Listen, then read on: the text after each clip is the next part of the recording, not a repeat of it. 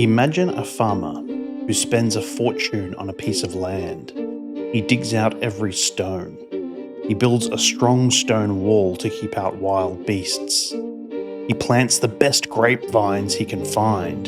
He waits years for the harvest. But at harvest time, the crop is useless. The grapes are not sweet. They are sour, mouldy, and smell like rot. His work and money are wasted. What would a farmer do next? Why did the perfect setup fail so badly? This is the exact puzzle Isaiah drops at the start of chapter 5. Isaiah doesn't open with a warning. He opens with a ballad.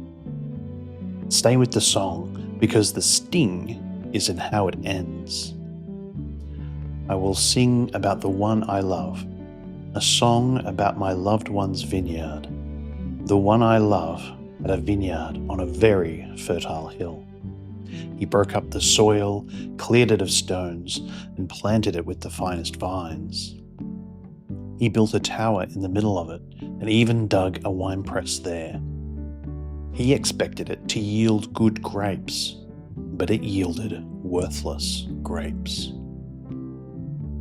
So now, people of Jerusalem and men of Judah, judge between me and my vineyard. What more could I have done for it than I did? I expected good grapes. Why did I get worthless ones? Now I will tell you what I'm about to do. I will remove the hedge, and it will be consumed. I will tear down the wall, and it will be trampled. I will make it a wasteland. It will not be pruned or weeded. Thorns and briars will grow. I will give orders to the clouds. No rain. For the vineyard of the Lord of the armies is the house of Israel, and the men of Judah are the plant he delighted in. He expected justice, but saw bloodshed. He expected righteousness, but heard cries of distress. Here's what just happened to you. That was never really about grapes. In Isaiah's world, a love song about a vineyard was a very familiar thing. People sang them about romance, about a bride. Isaiah knows that. For the first 2 verses, his audience relaxes. They're listening to a pretty song about a devoted gardener. Then in verse 3, the song turns into a courtroom. The singer stops being a poet and starts being a plaintiff. He turns to the crowd and says, "Judge between me and my vineyard." And the crowd, without realizing it, steps straight into the jury box. Under any court in the ancient world, an owner who did everything right and still got a worthless crop had every right to tear the whole thing down. That's not cruelty. That's the law working exactly as it should. And that's the trap, because in verse 7, Isaiah drops the metaphor completely. The vineyard is Israel. The vine is Judah. And the owner, the one they just agreed should tear it all down, is God. There's a detail here the English can't quite carry. In Hebrew, he expected justice is mishpat. What he got instead was mispach, bloodshed. Same sound, opposite meaning. He expected righteousness, tzedakah, and got se'aka, a cry of pain. The words rhyme, the realities don't. Judah took the shape of God's law and twisted it into its own opposite. Here's what should unsettle you about this. God gave this vineyard every reason to thrive. The best soil, the best vine, a variety called sorek, the most prized grape in the region. A wall for protection, a tower to watch over it, every external mark of care was there. Which means whatever grew wrong here didn't grow by accident. It grew on purpose. So what did the rotten fruit actually look like? Isaiah doesn't leave that to your imagination. He gives you 6 exhibits, one after another.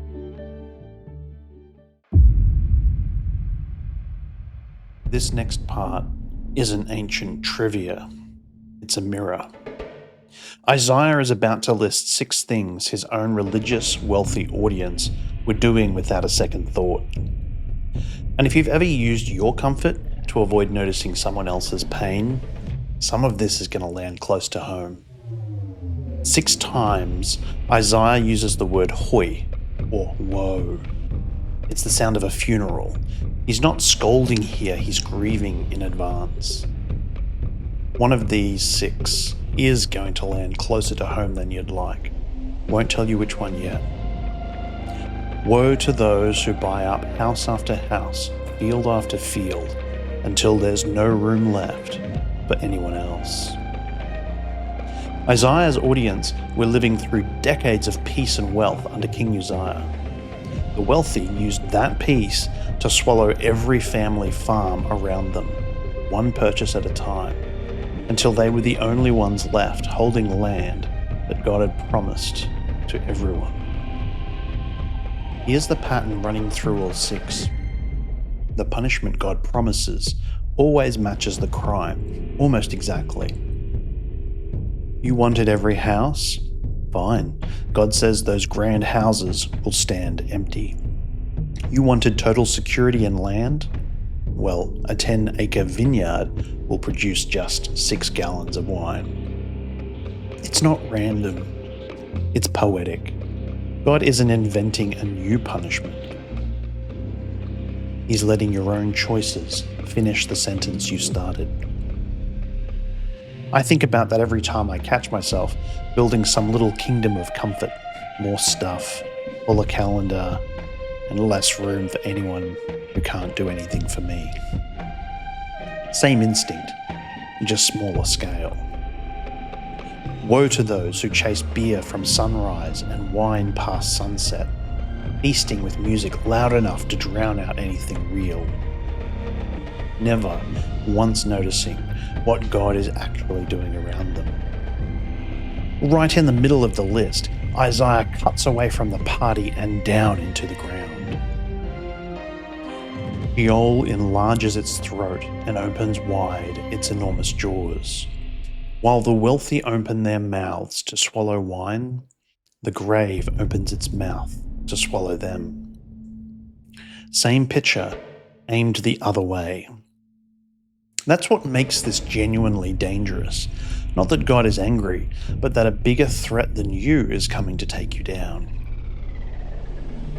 You might open your mouth to consume your neighbor's wealth, but death is opening its mouth to come and consume you in judgment. Then 4 more, back to back. Woe to those who drag their sin behind them with ropes of lies, daring God to hurry up and prove himself. Woe to those who call evil good and good evil, who swap darkness for light and call it progress. Woe to those who think they're the smartest people in the room. And woe to judges who take a bribe to call the guilty innocent, while the truly innocent get nothing. None of this is really 6 unrelated bad habits. It's one thing wearing 6 faces. Every one of these sins is what happens when a nation stops believing God is actually watching. Once you decide he isn't paying attention, everything else follows. The greed, the numbing, the mockery, the twisting of truth, the self-righteousness, and the bribery. The case is closed. The evidence is in. Which raises the question, who actually carries out the sentence?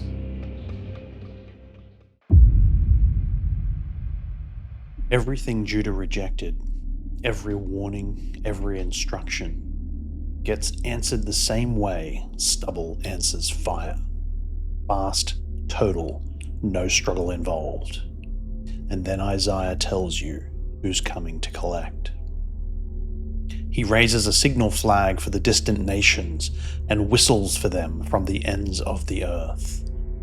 That word whistle isn't poetic decoration. It's the exact word an ancient shepherd used to call sheep in from the hills. At this point in history, that's a genuinely terrifying claim.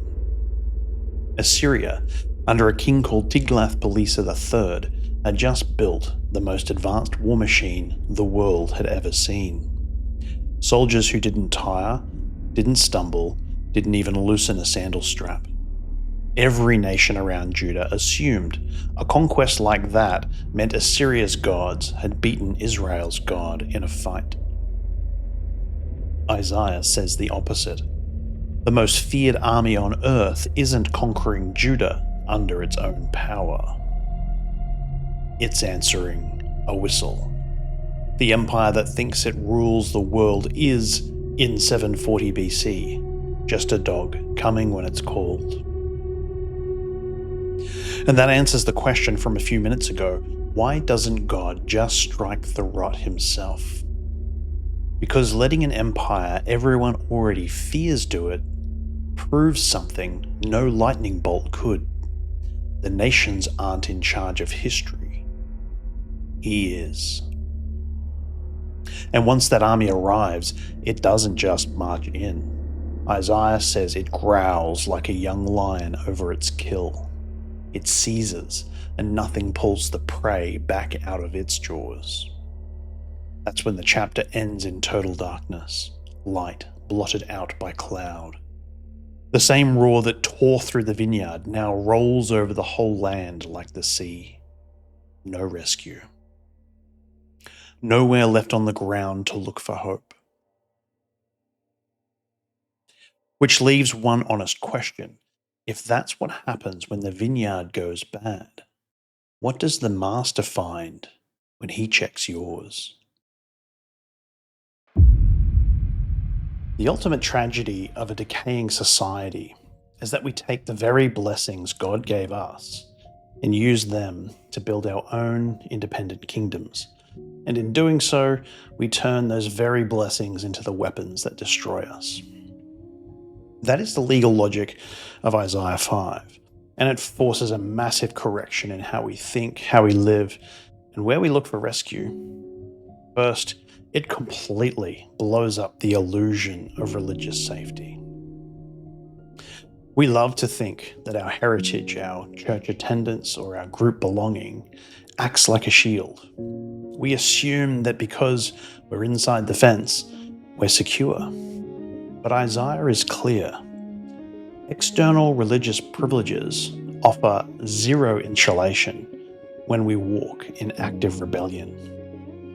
God's judgment is not a future threat. It is an active historical reality that tears down the walls of empty religion. Judah had every external mark of covenant belonging. None of it protected them because their lives didn't produce real fruit. Second, it strips away our polite, compartmentalized self-righteousness. We look at a chapter like this and immediately think of gross, headline-making sins. But Isaiah's lawsuit unmasks the quiet, systemic rot. It exposes how easily we use superficial religious compliance to camouflage actual greed, horizontal exploitation, and functional contempt for the lordship of King Jesus. Oh, we want his protection, but we reject his lordship. And in God's eyes, that compromise doesn't just look messy, it stinks. It's the complacency that enjoys the shelter of the wall while quietly producing something bitter behind it. The private compromises you dress up as normal because everyone around you calls them normal too. This is not a call to run on willpower. It is a summons to a completely different lifestyle, one marked by radical, covenantal justice and financial integrity. We are called to order our homes, our vocations, and our bank accounts as a joyful, sacrificial monument of gratitude for our redemption. It means actively caring about the people who can do absolutely nothing for you, because you realize how much has been given to us. But let's be honest, that kind of life is completely impossible on your own. Left to ourselves, our righteousness is dry grass waiting for a match. The only way we produce fruit is if we are joined to the true vine, Jesus Christ. He is the one who perfectly kept the covenant law we broke. And when the sky went black at Calvary, Jesus stood under the suffocating darkness of God's righteous wrath. He bore the execution of the covenant curse so that we wouldn't have to. It's only by drawing life from Him that the Spirit transforms our dead, rotting hearts into living branches that actually grow sweet fruit. And if you are watching this with no real relationship to Jesus at all, this chapter is an urgent final warning before the border is crossed. Every stronghold you are building to protect yourself, your money, your respectability, your career, is dry stubble before a holy fire. When the storm of God's justice comes, those walls will crumble. But there is still a refuge on offer. The gospel declares that the same Lord who whistles for judgment has raised a signal flag on a hill called Golgotha. Radically turn from running your own life, abandon your failing strongholds, and flee to Jesus. He is the only shelter where you are eternally secure. So take a real look at your life this week, your bank statements, your calendar. How do you treat the people who can't do anything for you? Are you producing the sweet grapes of justice, or just a life that is a monument to your own consumption? The vineyard belongs to the master, and he is coming to check the fruit. I just walked you through a vineyard that had every advantage and still turned rotten. And next time that same story reaches its breaking point. Next time, the smoke clears from the ruined vineyard and the camera lifts straight into the throne room of God himself in Isaiah 6.